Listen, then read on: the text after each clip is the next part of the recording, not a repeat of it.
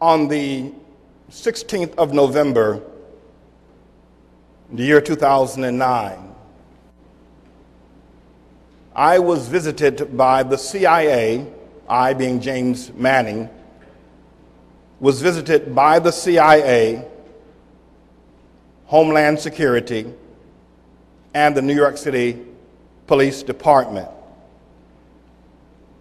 That visit took place here in this church where we're now holding court, albeit in my pastoral studies where the actual meeting happened.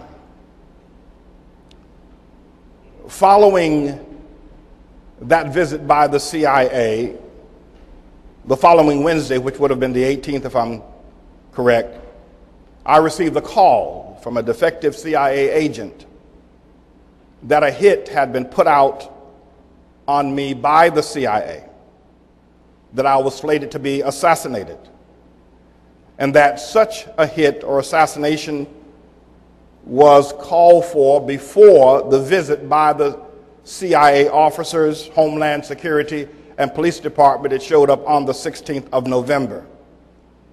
The person who had been charged or given the assignment of assassinating me refused to carry out or execute the order.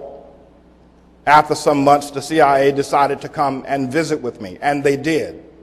They were here for just a few moments, and they left. Prior to that, I was informed, or shortly thereafter, pardon me, I was informed that Obama was a CIA operative in Pakistan and Afghanistan during the war years from 1979 to 1989. His years would have been from 1981 to 1985, 4 years that he served the America as a CIA operative during the Afghan war. The caller also informed me that Obama is still a member of the CIA. In fact, he runs the CIA at present. He then told me that I was not the assassin who was scheduled to assassinate me, refused the order, and that the visit was simply to determine who I was by the officers who came on the 16th of November. He then told me that I needed to look in the appropriate places about information about Mr. Obama, and that place would be Columbia University. That Obama never attended Columbia because he was in Karachi or in Afghanistan during the years he alleged to have traveled or have been in Columbia University. The agent, who did not identify himself, told me Columbia is where I should look for the birth certificate. Now, he didn't mean that Obama's birth certificate is in the Columbia archives. He simply meant that all things you need to know about Obama can be found out by going through the door called Columbia University, and I started my pursuit. He also stated I'm stating but if you are alive in 2010, that is proof of the statements that he's making regarding the refusal, about first of all, the hit, the assignment, and the refusal. That if I made it to the year 2010, for these statements came in November of 2009, it would be proof that Obama's activity with the CIA is larger now than it ever was. He did not attend Columbia University, and that he was indeed an operative during the Russian invasion of Afghanistan.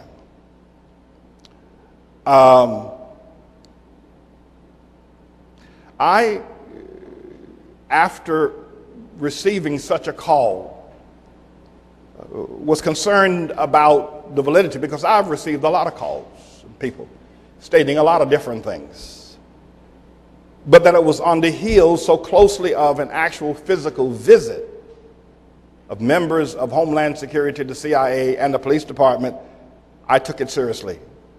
And it was indeed, and I began to pursue. However, I was reluctant, as I've stated on some of my postings, I was reluctant because I didn't want to follow up on Obama being involved in the CIA, helping the Afghans win the war against the Soviet invasion. That would have made him look good, and I was not in the business of doing that.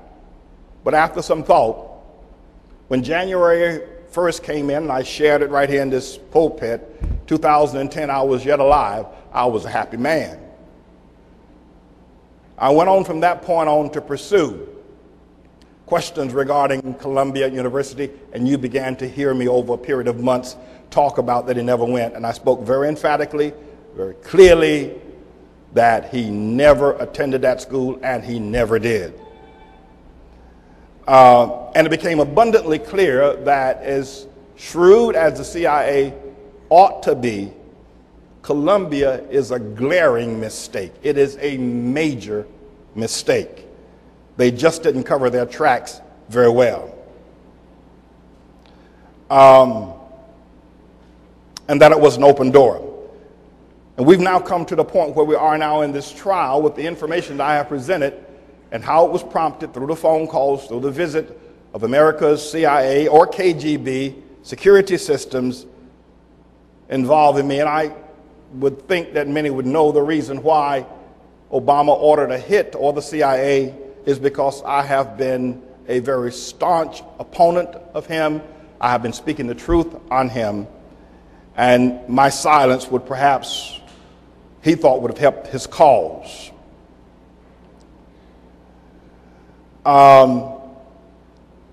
Once the trial got underway, our first day of trial was the 14th of May.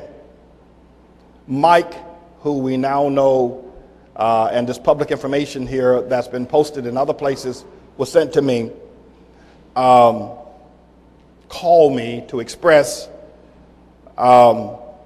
his informant status and the accuracy of the information that I am presenting.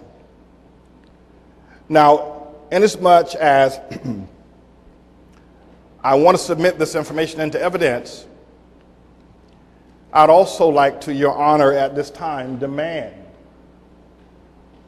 that the Justice Department open an investigation into the alleged hit or assignment that has been placed on my life.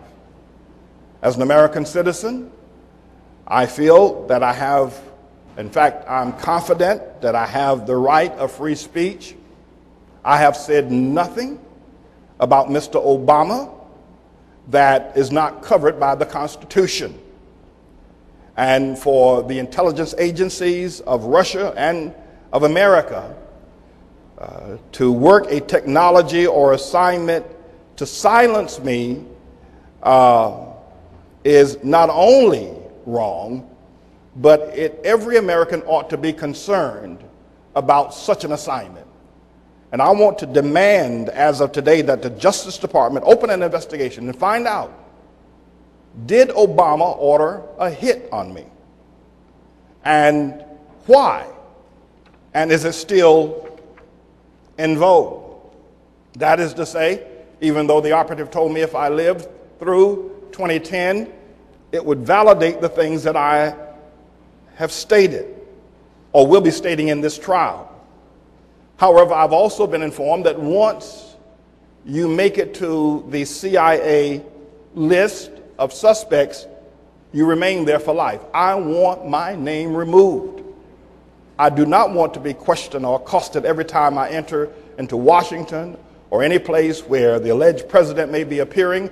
I do not want to be harassed or intimidated. I want an investigation from the Justice Department, and I want them to remove my name. I've done nothing that's un-American. I've said nothing that's un-American. I've done all things that are American, sense of a patriot. I've stood firmly in this community and declared my love for this nation. I have a right to oppose those that I feel in my heart of hearts are against this nation. And I demand that such an investigation be ordered and the truth be made known and my name be cleared. Allah. That's what God said. That's what God said.